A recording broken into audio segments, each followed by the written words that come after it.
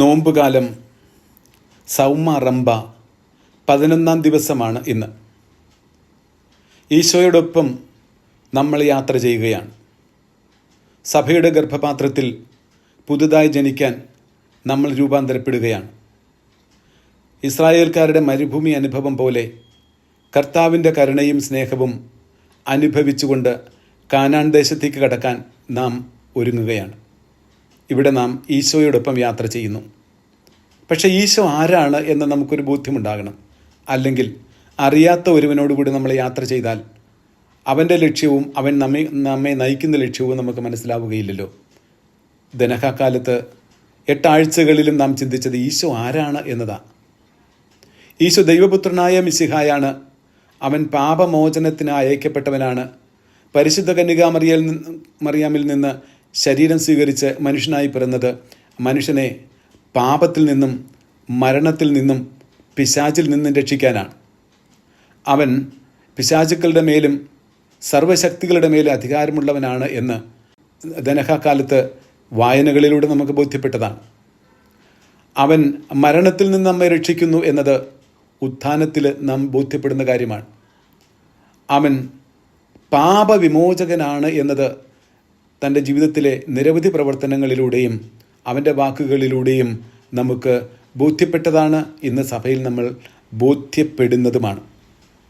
ഇന്നത്തെ സുവിശേഷം അതാണല്ലോ നമ്മെ ബോധ്യപ്പെടുത്തുക. മത്തായിയുടെ സുവിശേഷത്തിലെ 9-ാമത്തെ അധ്യായത്തിൽ 1 മുതലുള്ള വാക്യങ്ങളിൽ തളർവാദ രോഗിയെ സുഖപ്പെടുത്തിക്കൊണ്ട് ഈശോ പറയുന്നു, ഞാൻ നിൻ്റെ പാപങ്ങൾ മോചിക്കുന്നു എന്ന്. ഫരിസയർക്കത് ദഹിച്ചില്ല. കാരണം ഈശോ ആരാണെന്ന് അവർക്കറിയില്ലായിരുന്നു. പാപം മോചിക്കാൻ ദൈവപുത്രന് മാത്രമേ അവകാശമുള്ള അധികാരമുള്ളൂ എന്ന് അവർ വിചാരിച്ചിരുന്നു. അത് സത്യമാണ്. എന്നാൽ അവർ ഈശോയെ ദൈവപുത്രനായി അംഗീകരിച്ചിരുന്നില്ല. അതുകൊണ്ട് അവർക്ക് അവൻ്റെ വാക്കുകളിൽ നീരസമാണ് ഉണ്ടായത്. നമുക്കതുണ്ടാവില്ലല്ലോ. കാരണം അവൻ പാപവിമോചകനാണ്. അവൻ സുഖപ്പെടുത്തുന്നവനാണ്. ആത്മാവിനെയും ശരീരത്തെയും സുഖപ്പെടുന്നവൻ. ഏറ്റവും വലിയ അസുഖം, ഏറ്റവും വലിയ രോഗം എന്ന് പറയുന്നത് പാപമാണ്. പാപത്തെ രോഗമായിട്ടാണ് പൗരസ്ത്യ സുറിയാനി സഭാപിതാക്കന്മാർ കാണുന്നത്. ആ രോഗത്തെ ചികിത്സിക്കുന്ന യഥാർത്ഥ ഡോക്ടർ, വൈദ്യൻ ഈശോയാണ്. അവൻ തരുന്ന മരുന്ന് അവനെ തന്നെയാണ്. പരിശുദ്ധ കുർബാന അതാണല്ലോ യഥാർത്ഥ മരുന്ന്, ജീവനിലേക്ക് നയിക്കാനായിട്ട് തരുന്ന മരുന്ന്. അതായത് ഈശോ ഒരേ സമയം വൈദ്യനും ഒരേ സമയം മരുന്നും ആണ്.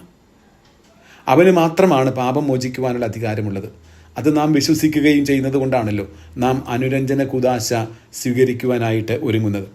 പാപം അതെത്ര ചെറുതായാലും അതെത്ര വലുതായാലും ലഘുവായാലും മാരകമായാലും അത് ദൈവത്തിനെതിരെയുള്ള തെറ്റ് അല്ലെങ്കിൽ പാപം തന്നെയാണ്. അതുകൊണ്ട് ദൈവത്തിന് മാത്രമാണ് പാപം മോചിക്കാൻ അധികാരമുള്ളത്, മറ്റാർക്കുമില്ല. ഇന്നത്തെ അവസ്ഥ പാപത്തെക്കുറിച്ച് മനുഷ്യൻ ചിന്തിക്കുന്നില്ല. അതായത് പാപബോധമില്ല എന്നതാണ് ഒന്നാമത്തെ കാര്യം. രണ്ടാമത്തേത്, ഒരു കൂട്ടർ ആൾക്കാർ പാപം തന്ത്രപൂർവ്വം മെനയുന്നവരാണ്. മെനഞ്ഞ് അടുക്കിയെടുത്ത പാപ സാഹചര്യങ്ങളിലേക്ക് ജനത്തെ നയിക്കുന്നവർ, നമ്മുടെ കുട്ടികളെ പോലും നയിക്കുന്നവർ. ഇന്ന് നാം കാണുന്ന മരുന്നും മരിജുവാനയും എല്ലാം അവരെ പാപത്തിലേക്ക് നയിച്ചുകൊണ്ടിരിക്കുകയാണ്. കാരണം അതിൻ്റെ പരിണിതഫലം കൊലയും കൊള്ളിവെപ്പും എല്ലാ തരത്തിലുള്ള പാപമാണെന്ന് നമ്മൾ അനുദിന ജീവിതത്തിലെ പത്രമാസികകളിലൂടെ നമുക്ക് മനസ്സിലാകുന്നതാണ്. മൂന്നാമത്തേത്, സാരമില്ല എന്ന് പറഞ്ഞ് നാം മാറ്റിവെക്കുന്നത്. ചെറുതാകാം, സാരമില്ല. പല സാരമില്ലായ്മകൾ ഒരുമിച്ച് കൂട്ടുമ്പോൾ അത് സാരമുള്ളതായിട്ട് തീരും എന്നതാണ് കാര്യം. ഏതു പാപം മോചിക്കാനും ദൈവത്തിന് അധികാരമുണ്ട്. അവന് മാത്രമാണ് അധികാരം. നോമ്പ് കാലത്തും തുടർന്നും അനുരഞ്ജന കുദാശയെക്കുറിച്ച് ചിന്തിക്കാൻ നമുക്ക് കർത്താവ് അവസരം നൽകുന്നത് ഇതാണ്. അവൻ പാപവിമോചകനാണ്.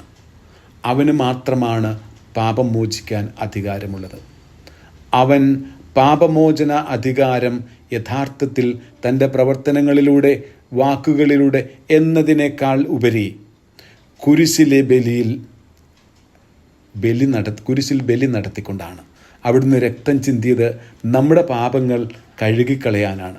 നമ്മുടെ ഹൃദയം എത്ര കഠിനതരമാണെങ്കിലും അത് കഴുകി മഞ്ഞുപോലെ അത് വെടിപ്പാക്കി തനിക്ക് അനുരൂപപ്പെടുത്തുവാനായിട്ടാണ് അവിടുന്ന് കുരിശിൽ മരിച്ചത്. ഉത്ഥാനത്തിന് ശേഷം ഈശോ ശ്ലീഹന്മാർക്ക് നൽകിയ നിർദ്ദേശം ഇതാണ്: നിങ്ങൾ ആത്മാവിനെ സ്വീകരിക്കുക. ആരുടെയെങ്കിലും പാപം മോചിച്ചാൽ അത് മോചിക്കപ്പെട്ടിരിക്കും, ആരുടെയെങ്കിലും പാപം ബന്ധിച്ചാൽ അത് ബന്ധിക്കപ്പെട്ടും ഇരിക്കും. ദൈവത്തിൻ്റെ പാപമോചന അധികാരമാണ് സഭയിൽ ഇന്ന് അവിടുന്ന് പങ്കിട്ടുകൊണ്ടിരിക്കുന്നത്. അനുരഞ്ജന കുദാശ എന്ന് പറയുന്നത് ഇതാണ്. ഈശോയുടെ കരുണയും സ്നേഹവും നാം ഇന്ന് ഇവിടെ ഇപ്പോൾ വിശുദ്ധ കുമ്പസാരത്തിൽ അനുഭവിക്കുന്നു എന്നാണ്. അവിടുന്ന് കരുണയും സ്നേഹവും പങ്കിടുന്നതിൽ വിമുഖൻ അല്ല. ഈ കുർബാനയുടെ ഈ കുദാശയുടെ സ്വീകരണത്തിലൂടെ കൃപ നിറഞ്ഞ് നിത്യതയിലേക്ക് നയിക്കപ്പെട്ടുകൊണ്ടിരിക്കുകയാണ് നമ്മൾ. അന്ന് കർത്താവ് തളർവാദ രോഗിയോട് പറഞ്ഞത് അതേ വാചകമാണ് ഇന്ന് നമ്മോട് പറയുക: നിന്റെ പാപങ്ങൾ നിന്നോട് ക്ഷമിക്കപ്പെട്ടിരിക്കുന്നു.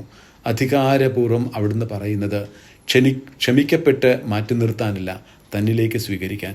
അനുതപിക്കുന്ന പാപികളെ വിശുദ്ധീകരിക്കുന്ന നമ്മുടെ കർത്താവ് ശംശയുടെ കൃപാകടാക്ഷത്താൽ നിന്റെ പാപങ്ങൾ മോചിക്കപ്പെട്ടിരിക്കുന്നു എന്ന് അധികാരമുള്ള വൈദികൻ ചൊല്ലുന്നത് വഴി നാം ദൈവകൃപ വ്യക്തിപരമായി സ്വീകരിച്ച് പാപം മോചിക്കപ്പെട്ട് കരുണയാൽ നിറയുന്നു, നിത്യജീവനായിട്ട് മുദ്ര കുത്തപ്പെടുന്നു.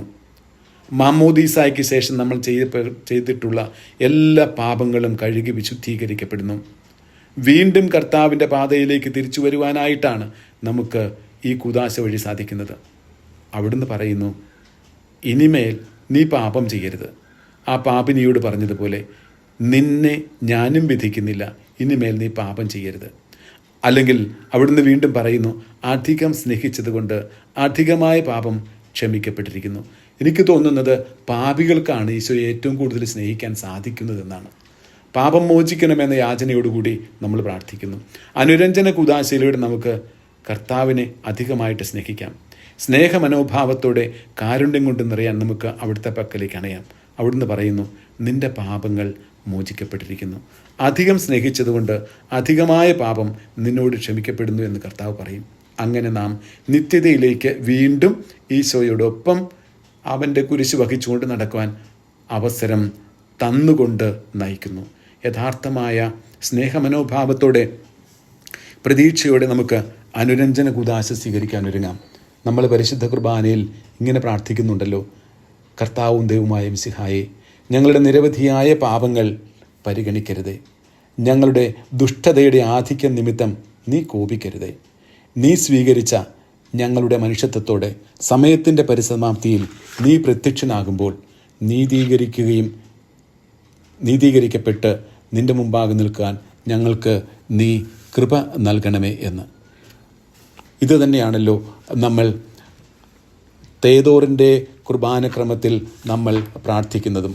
അവിടെ നമ്മൾ യഥാർത്ഥത്തിൽ മരിച്ചവർക്ക് വേണ്ടിയിട്ടുള്ള പ്രത്യേകമായ പ്രാർത്ഥനയിൽ നമ്മൾ ചൊല്ലുന്നത് ഇങ്ങനെയാണ്: കർത്താവേ, മർത്യമായ ശരീരത്തിലും അമർത്യമായ ആത്മാവിലും ഞങ്ങളുടെ പരേതരായ സഹോദരർ ചെയ്തു പോയ തെറ്റുകളും കുറ്റങ്ങളും അങ്ങയുടെ മുമ്പാകെ അവർക്ക് വന്നു പോയിട്ടുള്ള വീഴ്ചകളും കൃപാപൂർവ്വം മോചിക്കണമേ. എന്തുകൊണ്ടെന്നാൽ പാപം ചെയ്യാത്തവരും അങ്ങയുടെ പക്കൽ നിന്ന് കരുണയും പാപമോചനവും ആവശ്യമില്ലാത്തവരുമായ ആരുമില്ല. അങ്ങ് കാരുണ്യപൂർവ്വം ഞങ്ങളിൽ സംപ്രീതനാകണമെന്ന് ഞങ്ങൾ യാചിക്കുകയും അപേക്ഷിക്കുകയും പ്രാർത്ഥിക്കുകയും ചെയ്യുന്നു. കുരിശിൽ നമുക്ക് പാപമോചകനായ ഈശോ നമുക്ക് പാപമോചനം ഇന്ന് ഇപ്പോൾ ഇവിടെ നൽകട്ടെ. അവിടുത്തെ രക്തത്താൽ കഴുകി വെടിപ്പാക്കപ്പെട്ടവരായിട്ട് തീരാം. വെളിപാടിൻ്റെ പുസ്തകത്തിൽ നമ്മൾ വായിക്കുന്നുണ്ടല്ലോ, മാലാഖമാർ ചോദിച്ചു, ഇവർ ആരാണ്? വെള്ളയങ്കി അണിഞ്ഞ ഇവർ ആരാണ്? അതിനുത്തരം ഇതാണ്: കുഞ്ഞാടിൻ്റെ രക്തത്തിൽ കഴുകി വെടിപ്പാക്കപ്പെട്ടവർ. പാപം മോചിക്കാൻ അധികാരമുള്ള ഈശോ മിശിഹ കുരിശിലെ ബലിയാൽ നമ്മുടെ പാപങ്ങൾ കഴുകി വെടിപ്പാക്കി കർത്താവിന് അനുരൂപകരാക്കി തീർക്കട്ടെ. അനുരഞ്ജന കൂദാശയോടുള്ള സ്നേഹം ആഴത്തിൽ നമ്മളുണ്ടാകട്ടെ. അത് സ്വീകരിക്കുമ്പോൾ വിശ്വാസത്തോടെ സ്വീകരിച്ച് പാപ വിമോചകരാകാൻ നമുക്ക് അണയാം.